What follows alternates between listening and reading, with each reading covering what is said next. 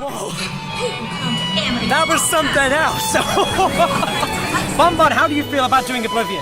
Absolutely awful. Great! That's what we love to hear. I'll take back what I said about the B&M Hypercoaster. That was absolute monster. This is the most perfect place in the world. Hello, good morning, afternoon, evening, wherever you are, and welcome back to an episode of, do I call this the Coaster Head? It's not really roller coaster related, but it's theme park related, so we're discussing it. Halloween Horror Nights 34 at Universal Orlando. Now, I've been quite a few times. I've been back in England for a couple of weeks, but I went plenty of times while I was in Florida. And I wanted to go over some of my first impressions of each of the houses and give you kind of an indication of what it was like in the first walkthrough of each house, kind of ranking them based purely on first impressions. I will do another video later on of final thoughts, but first of all, first impressions. So let's talk about Halloween Horror Nights 34. Stacked lineup this year, great IP, some pretty good originals in there. You know, it's gonna be fun. First house I did on the first night, we queued early in the Stay and Scream for WWE Presents The Horrors of the Wyatt 6. Now, my parents and I were all big fans of The Fiend, Bray Wyatt, and so we decided to make this house our first. It's worth noting that many queues are just unbelievably boring, but Bo Dallas and the Wyatt 6 took the time out to record plenty of new content specifically for this house. So the queue time passes relatively easily, thanks to the large screen hanging on the wall. The house opens with the 5 titular characters standing in front of the stage entrance. As you go backstage, you get this recreation of the night the Wyatt 6 debuted on Raw, in which they massacred the backstage crew and a few wrestlers. R.I.P. Chad Gable. Each character appears exactly where they did in the debut moment, including a hidden fiend in there. After passing through the backstage, you reach this now abandoned Firefly Funhouse set. Classic Fiend era content was the best. I loved the Firefly Funhouse stuff. It was so cool. It was the right level of creepy and fun. You know, it was brilliant kind of dark comedy about it. Bray Wyatt was brilliant. Anyway, you know, Mercy the Buzzard and Rambling Rabbit puppets could be found. Nikki Cross's Abby lunged through the window, and behind the door to the funhouse was a very unexpected Alexa Bliss cameo. A surprisingly accurate lookalike as well, complete with the doll to boot. You know, Lily the doll. You know, she was fully kitted. As you continue backstage, there's always little Easter eggs. You got the Fiend's custom title belt, Undertaker's urn, etc., Money in the Bank briefcase, you know. Later rooms, they focus on each of the 6 individually. Welcome back to the whole Hellblock horror set for Joe Gacy Huskus the Pig's room. I recognize that. That was from my first year of Horror Nights. I recognize the repeated set. Anyway, at the end of the house is one of those classic finale hallways, you know, where there are spaces for all of the characters to jump you at the same time. Even the Fiend himself is supposed to be there to jump scare you. Unfortunately, on my run, only one actually came for me. I think it was either Abby or Ramblin'. And, yeah, no Fiend. At the end of the hall afterwards, there's a rocking chair and a lamp on an empty stage. This is a real tribute to Bray Wyatt amidst the horror and the screams of fear and joy. You know, he was gone far too soon. Bray had been interested in doing a house for Horror Nights for a long time. It's safe to say he'd have been more than happy with what we've been given this year. One final unexpected jump scare from Uncle Howdy closed out this house, a strong opener for the season. It set the bar high, very high for me. Even though not all the actors were present on my run, and I never got to see the Fiend at all in this house, except for like the stationary one near the start, this house was both a brilliant recreation for WWE fans like myself, and a touching homage to Bray, 2 years after his sudden passing. But first impression score, 8 out of 10, absolutely wonderful, loved it. The next house I visited afterwards with a beautiful 5-minute queue, we love to see it. Hatchet and Chain's Demon Bounty Hunters. It was Hatchet and Chains, unsuspecting overnight stars of last year's brilliant Slaughter Cinema 2 house, and so the expectations were high for the duo of bounty hunters. The lore promises an exceptional house. It's about 2 bounty hunters One's a human, the other's a reformed demon, and they're working together to defeat the demons that are attacking an old western town, tearing through people from inside their bodies. That's such a cool concept. However, based purely on my first run, their segment in Slaughter Cinema was better than their standalone house. This is unfortunate to admit, this was the one I was most excited for out of the non-IP houses. The house actually features a scene outside of its tent entrance, which is a rare occurrence. The old lady out the front does a good job of setting the tone of a demon invasion. But you know, when you get in the house, and unfortunately it seemed like around a third of the actors just weren't there. They just didn't appear during my run. I don't know if this was an opening day thing or was I just unlucky. What made that exceptionally problematic is that it was the titular duo that barely showed up. It just seemed very much like only demons were attacking and that was it. You know, any notion of a narrative was lost. I truly hope it was just an exceptionally unlucky run that I had and that the second attempt would bode better. As it's unfortunately one of the worst houses I've experienced in my my fourth year of Halloween Horror Nights. First impression score, 3 out of 10. Next up, I travelled around to Dole's Let's Play Dead, which had a 10-minute queue. Dolls are just inherently freaky as hell. We all know this. Let's not pretend this isn't true. Let's Play Dead is one of Universal's 5 original houses this year, and shrinks you down to the size of a toy in what could essentially be a horror sequel to Toy Story based on Sid's house. You know, freakish mishmashes of dolls are dotted throughout the house, you know, pulled apart, sewn together kind of stuff, real creepy stuff. In the dollhouse of a girl, I think her name was, what's her name, Lexi? Is that the name of the girl whose dollhouse it is? Might be. It doesn't really explain that bit of lore, but I know there's lore. Nonetheless, the house suffered the same problem as the previous two. Actors missing in action. I don't know why this seemed to be a common occurrence on the first night of the event. I don't know. Don't really know. Maybe I wonder if all the houses had this problem, or am I just unlucky? I mean, surely I'm not unlucky enough that I got 3 houses in a row with missing actors. Anyway, first impression score, 4 out of 10. I just don't care that much about dolls. It's probably one of the least interesting horror tropes to me. I just don't get much out of it. That's all I gotta say about that. The last house I did on opening day was Fallout, based on the Amazon TV show and the video games, but mostly on the TV show this iteration. Fallout starts by entering Vault 33, and the set work here is impressive.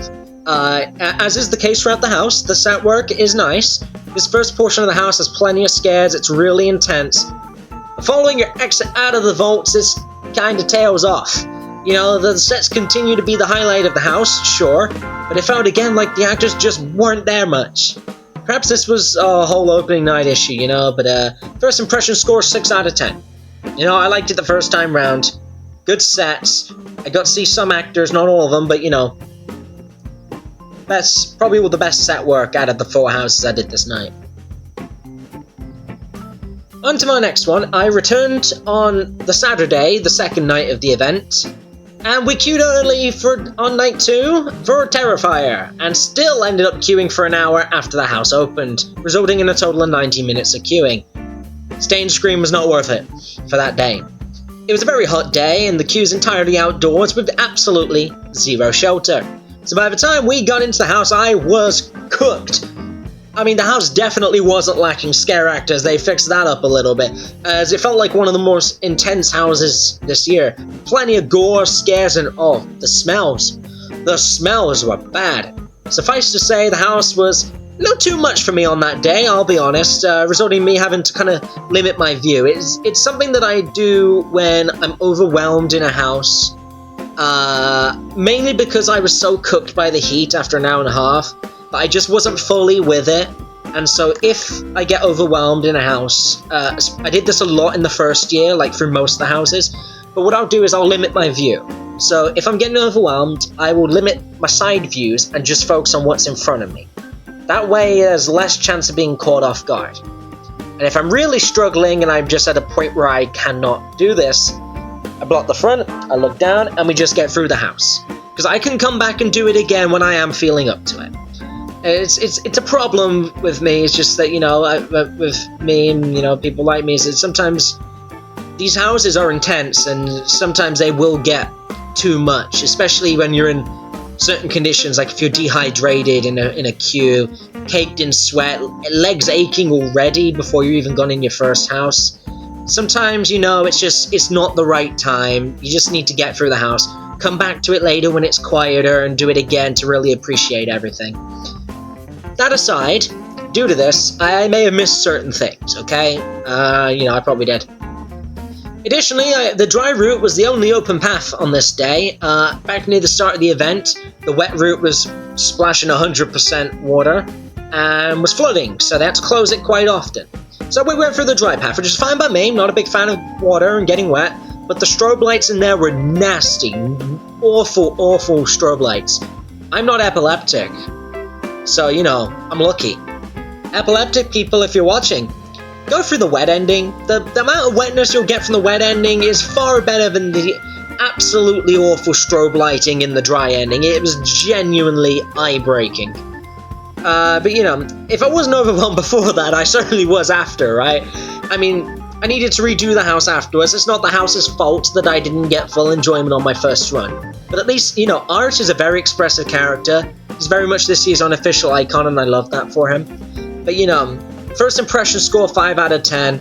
It may not be fair, but again, it's first impressions, and unfortunately my first impression was marred by weather, the queue, and the goddamn express people. I've got a whole rant about express queue people, but that's for another video. I'm not dredging that up now. Except I'm about to dredge it back up in a minute. Anyway, the other house we did on this night was Jason Universe. So after running Terrifier, Jason was inevitably also going to be an imperfect experience, okay? Because I was already overwhelmed. The queue was posted at half an hour, and I thought, this is wonderful. Jason's half an hour. I can do half an hour, no problem. This ended up being an extremely slow-moving 65 minutes due to excessive priority given to Express Pass people. Excessive. Like, Express Pass people come, they stop us, they let all of the Expresses through, and then they let us through, and it is constant favoritism. Yes, they pay a ridiculous amount of money to skip queues, but they can wait 15 damn minutes so that we don't have to stick around for 65 instead of 30. They don't need every house to be 5 minutes. They're gonna get all the houses done in one night. They don't need 5 minutes on every house. They can wait 10 or 15 minutes, which is still a really good deal, and not make us have to suffer. I may do a whole different video about the Express thing, because this year's been ridiculous with Express, genuinely awful. That aside, and yet that did mar my experience going into the house. The fact that I had waited 65 minutes. At one point, the queue was stopped for 15 minutes without moving because we just got this onslaught of Express people. So my legs were killing. We got in the house, and regardless of everything else, Jason's house was intense. It was intense. The house did not hold back with the scares. Every Jason was out to get you. There were a lot of very narrow sets that comes naturally with being the house that's in the Fast and Furious building. This might be the best house that's been in the Fast and Furious building. They actually made good use of the space. But it was narrow, so the Jasons got very close to you. Being overwhelmed impacted the experience, and so this is a house I must experience again to really get a better judgment of said house. First impression score 6 out of 10. We ditched Sunday night. We were dead after Friday and Saturday. We ditched Sunday night. We went back on Wednesday. And we queued for 5 nights at Freddy's because that queue had gotten to like 3 hours on the opening weekend and we weren't queuing 3 hours. No. I'm not queuing for anything for 3 hours. Jeez. I think the longest in recent time I've queued for anything is 2 hours, and that was to ride the Smiler at Alton Towers. I'm not queuing 3 hours for a haunted house walkthrough, okay? No. But we went in and did the Stay and Scream for 5 Nights at Freddy's, and wow, Freddy's is amazing. It's actually amazing. The fact that 5 Nights at Freddy's started as this cheap little indie game made by one guy on a laptop for about $100 apparently was the budget. And it's just become this global horror icon, It's defined the mascot horror genre, and Freddy himself has become one of the most recognizable characters in horror. This house promises animatronics, and hey, Jim Henson's Creature Shop delivered animatronics. Seeing Freddy, Bonnie, and Chica performing on stage was a surreal sight. I got to see pretty much every jump scare in the house on this run through. And the way the animatronics moved is insane. Unfortunately, the Foxy that runs down the hallway wasn't working, but that was the only no-show. Freddy walked down hallways, Bonnie grabbed the janitor in the closet, Chica and Mr. Cupcake were camping out in the kitchen, and the yellow rabbit at the end looked great with the visible spring lock failure and everything. Oh, and the recreation of the office room from the first FNAF game, amazing to walk through. While the house wasn't overly scary, I mean, Mr. Cupcake was, once again, unironically, the most aggressive, just like in the movie. The house was a visual spectacle, and ranks very highly for me. First impression score, 9 out of 10.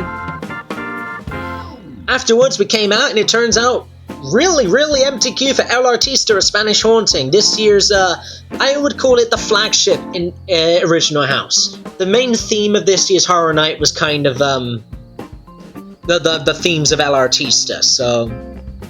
The central theme, Original House, is El Artista, in which a man's art begins to take supernatural life. The sets in this house are among the best this year, with an impressive mansion setting.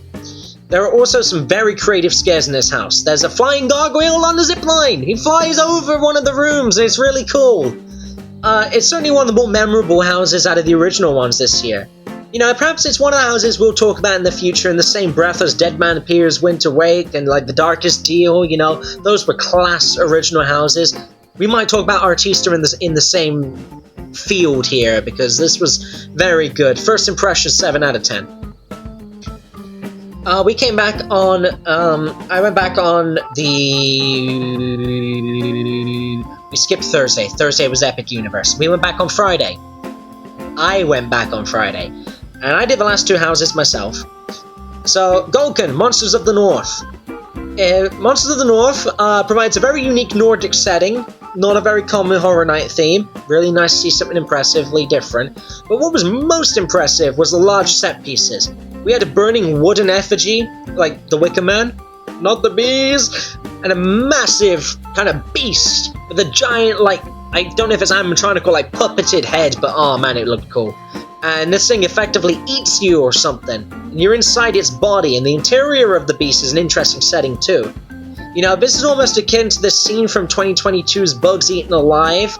This house kind of carves more of an identity for itself than the others this year with the originals. Like, it's got more identity than Dolls Let's Play Dead. And it leaves more of a lasting impression as something unique. First impression score, 6 out of 10. And the final one, Grave of Flesh. Full disclaimer, my experience was affected by the deafening shrieks of 6 teenage girls directly behind me. I don't think those 6 teenage girls are watching this, but if you are, my ears were ringing when I left the house. Thank you for this. Although the screaming was so bad, you know, I covered my ears, which made the actors think I was scared, so they targeted me more, which meant I got to see more of the jump scares, so we get a bonus out of it. And some of the hiding spots are really clever. You know, there's like a room with like, you know, like these holes in the walls, and there are just like people running around and jumping through them, and there's like mirrors to make it seem like there's more going on than there is, you know. And there was one like tucked away behind like a staircase that you couldn't see. That one got me good. It's one of the early rooms in this house. You look up, you see you're buried 6 feet under. You've got your you're looking up out of your grave. That's haunting in its own right. That's a really lovely visual. You know, while this house lacked much of an identity, like, beyond the open grave room, it's got good scares and freaky costume designs that it warrants a run-through. You know, first impression score, 5 out of 10. So that's all the houses, so based purely on first impressions, here are the rankings. Number 10, Hatchet and Chain's Demon Bounty Hunters, 3 out of 10. Number 9, Dolls, Let's Play Dead, 4 out of 10. 8, Grave of Flesh, 5 out of 10. 7, Terrifier, 5 out of 10. 6, Fallout, 6 out of 10. 5, Jason Universe, 6 out of 10. 4, Gálkn, Monsters of the North, 6 out of 10. 3, El Artista, A Spanish Haunting, 7 out of 10. 2, WWE Presents The Horrors of the Wyatt 6, 8 out of 10. And 1, Five Nights at Freddy's, 9 out of 10. Anyway, that's my initial ranking of the houses based on just my first impression walkthrough. Obviously, since I wrote this script, I've been through the houses more times. As I'm recording this, I'm back in England, I've done the houses multiple times. But this script was written purely on the basis of my first run-through of each house. So it's a very accurate first impression run-through. So, you know, if you want to know my final thoughts, be sure to check out the upcoming video in which I will discuss all of the kind of final rankings of the house now that I've given them all the proper kind of extra run-throughs that they deserve, to really see which ones redeemed themselves, which ones flopped, and which one proved ultimately to be the best. So stay tuned for the next video. Thanks for watching. See you in the next one.